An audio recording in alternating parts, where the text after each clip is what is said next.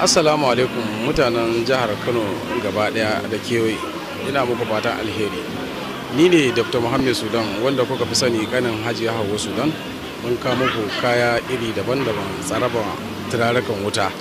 Muna cikin International Trade Fair a nan jihar Kano, a nan bayan Shoprite.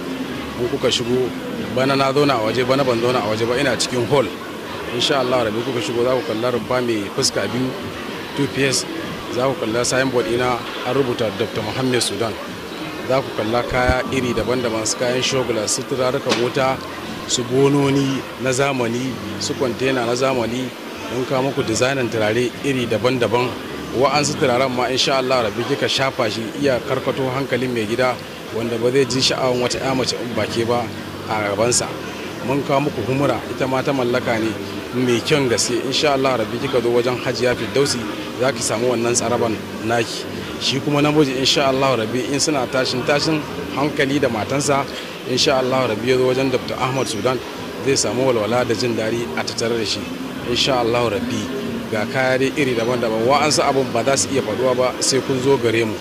Insha Allah rabi akwai abubuwan da ba zan iya faɗa ba. Insha Allah rabi kuka zo wajen Dr. Ahmad Sudan za ku samu cikakken ƙarin bayani. Ba zan iya ce muku komai ba sai kun zo. Ga lamban waya na 070-6440-5120